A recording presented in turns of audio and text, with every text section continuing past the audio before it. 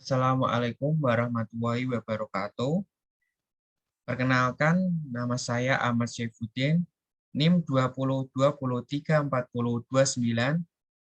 Di sini saya akan menanyakan hasil pekerjaan ujian tengah semester mata kuliah telaah kurikulum.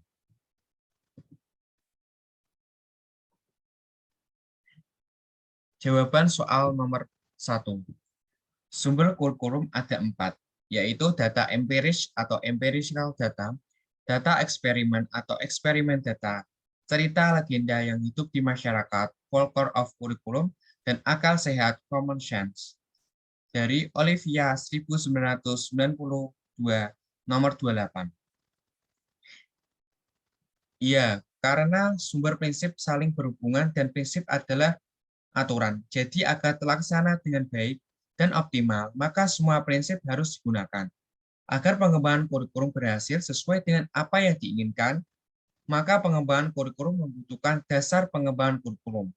Pengembangan kurikulum menurut Dimyati dan Mujiono mengacu pada 3 elemen, yaitu 1. Nilai-nilai dasar yang merupakan filosofi dalam pendidikan manusia yang lengkap. Yang kedua ada fakta empiris yang tercermin dalam implementasi kurikulum, baik berdasarkan penilaian kurikulum, studi, dan survei lainnya. Dan yang ketiga ada dasar teoritis yang merupakan arah pengembangan dan kerangka kerja penyorotan. Jawaban soal nomor 2. Pendekatan berpusat pada dosen adalah semua materi, sistem pembelajaran, berpusat dan bersumber dari dosen. Mahasiswa hanya menjadi penerima dosen yang aktif dan mahasiswa pasif. Sedangkan pendekatan berpusat pada mahasiswa mencari sumber materi sendiri dan pembelajaran yang berpusat pada mahasiswa.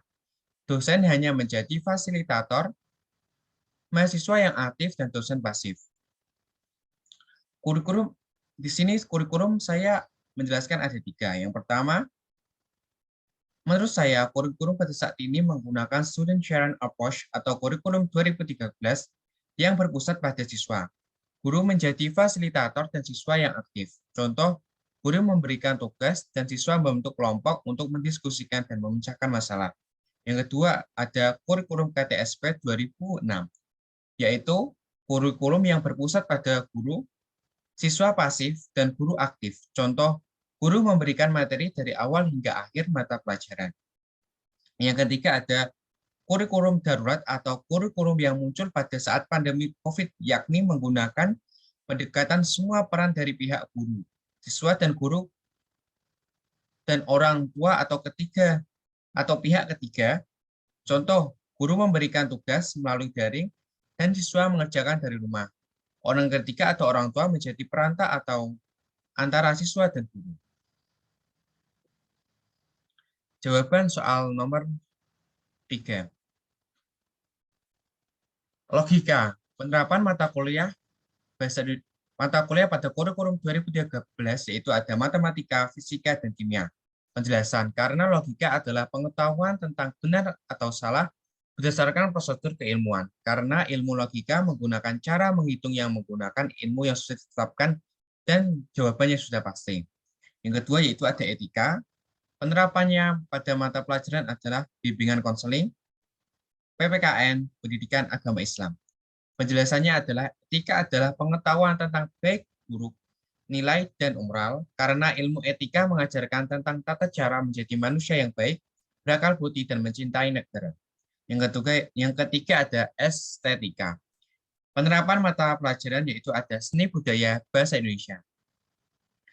Estetika adalah pengetahuan tentang indah, jelek, yang ada nilai seni, karena ilmu estetika mengajarkan sebuah karya yang baik dan karya seni dan sastra untuk menumbuhkan imajinasi dan menghasilkan sebuah karya.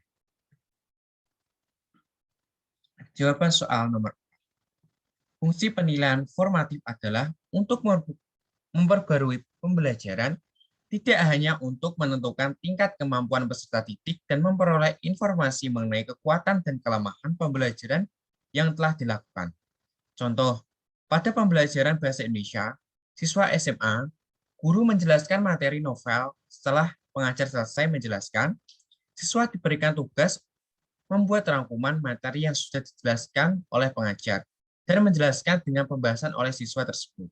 Jadi di sini setelah guru menjelaskan, siswa membuat ringkasan dan lalu menjelaskan materi tersebut.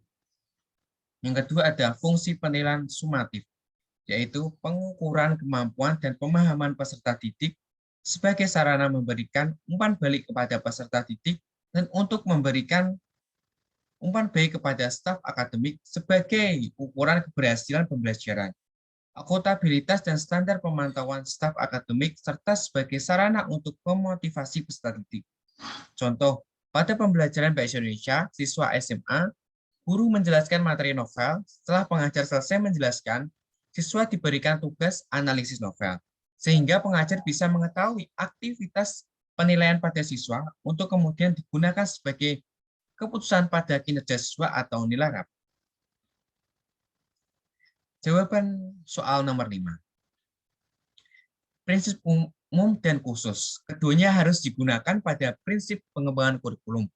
Namun, dalam konteks tertentu, prinsip umum lebih mendominasi dalam pengembangan kurikulum. Prinsip umum biasanya digunakan hampir dalam setiap pengembangan kurikulum dimanapun. Di samping itu, prinsip umum ini merujuk pada prinsip yang harus diperhatikan untuk dimiliki oleh kurikulum sebagai totalitas dari gabungan komponen-komponen yang membangunkan. Sedangkan pada kondisi tertentu, prinsip khusus dapat digunakan untuk menggantikan sementara dalam proses pengembangan kurikulum, karena pada prinsip ini menyangkut situasi dan kondisi tertentu. Contoh, pada penerapan prinsip khusus yakni pada saat pandemi COVID Corona ini. Untuk contoh pada penerapan prinsip umum terletak pada kurikulum 2013, yakni menggunakan sistem formatif dan summatif. Terima kasih. Itulah jawaban UTS dari saya. Wassalamualaikum warahmatullahi wabarakatuh.